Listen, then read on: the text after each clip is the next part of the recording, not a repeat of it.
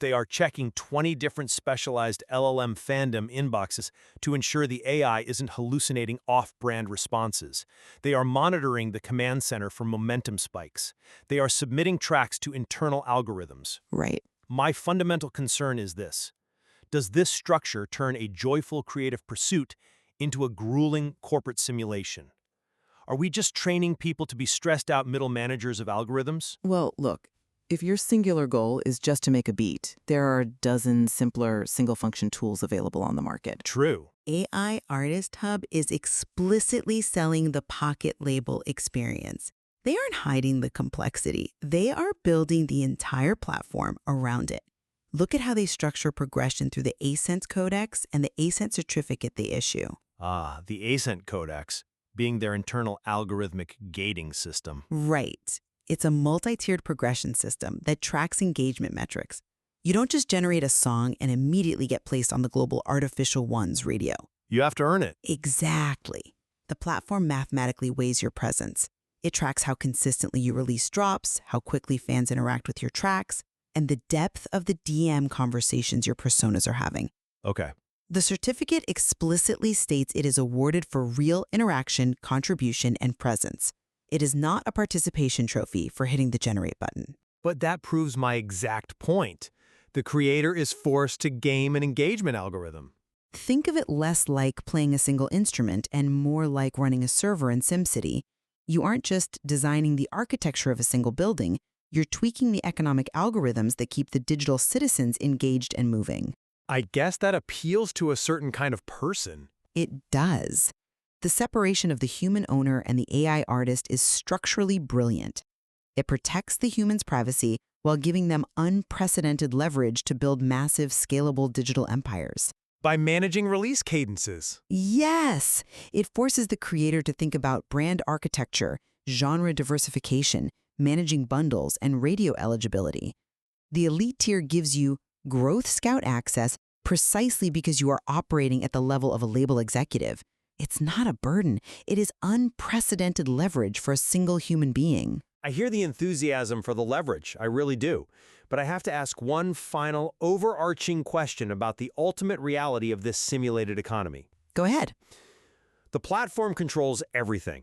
It controls the command center algorithms that arbitrarily decide when you have a breakout. Well, It controls the Academy modules that dictate best practices. It controls the 24/7 radio and the founder frequency playlists that determine visibility. It even controls the interactive globe. it provides the infrastructure, yes. If the walls of this garden are so high, and the platform holds all the keys to discovery, distribution, and communication, is this a genuine organic culture? Or is it just a highly sophisticated dashboard that gives creators the illusion of running a label while actually just funneling their $99 monthly subscription fees to the platform? Wow. I mean, if you want to look at it through that incredibly cynical lens, sure, but all digital culture is built on proprietary infrastructure. Is it though? Yes. When vinyl records were invented, the physical limitations of the wax and the distribution networks of the record labels were the infrastructure that created DJ culture. Okay, fair point. The platform here is providing the foundational code. Look at the external integrations they are building to legitimize this. The native radio is explicitly Tesla compatible. Oh, I did see that. A user can listen to the Artificial Ones 24/7 directly from the dashboard interface of their car. They can explore the AI artists and send a message to the hub's LLM while driving down the highway. Right. The platform provides the code base, but the fans and the creators are the ones executing the actions. They are the ones writing the lyrical prompts, initiating the direct messages, and paying the $2.99 per track. Assuming they actually pay it. Right, but you cannot fake that level of human-driven transaction and interaction.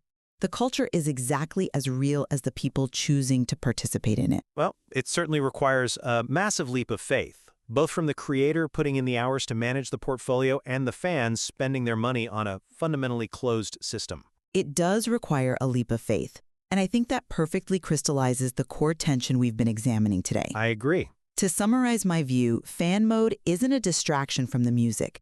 It is the vital, necessary bridge. It takes an impressive but ultimately sterile AI generation utility and transforms it into a living ecosystem. By keeping everyone inside the app.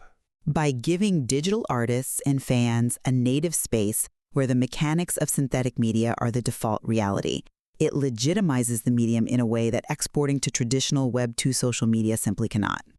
And my closing thought remains one of deep caution regarding the psychological and economic toll on the user. Of course. I acknowledge the ambition behind this platform's design. It's huge, but forcing a proprietary social network onto a creation tool introduces immense, undeniable complexity. It's not simple, no. The walled garden nature of the platform, the steep monthly fees required to maintain these massive artist rosters, and the relentless demand to manage a simulated audience, it could very easily obscure the simple fundamental joy of making music. We are witnessing a profound shift in the sociology of digital entertainment. What we are really talking about today is the absolute structural separation of the creator identity from the artist identity. Which is unprecedented. The human being is now the founder, pulling the strings, analyzing the metrics, and collecting the Stripe payouts, while the AI persona is the one actually living on the radio and interacting with the fans. It permanently changes how we perceive celebrity and authorship. It fundamentally redefines the job description. The human becomes the architect of the system, rather than the performer on the stage. And honestly, we don't fully understand the psychological impact of that shift yet. Exactly. The era of the solitary genius with a guitar is making room for the systems engineer with a portfolio of synthetic personas. What a time to be alive. Whether you view that transition as a thrilling new frontier of boundless leverage or a daunting corporate simulation that drains the soul of art, there is clearly so much more to explore within this changing landscape of digital creation. Absolutely. We leave it to you, the listener, to decide. When you open that guitar case and find an entire digital concert hall waiting to be managed, do you close the lid and walk away? Or do you take a breath, step up to the executive podium, and start building? Thank you for listening, and we'll see you next time.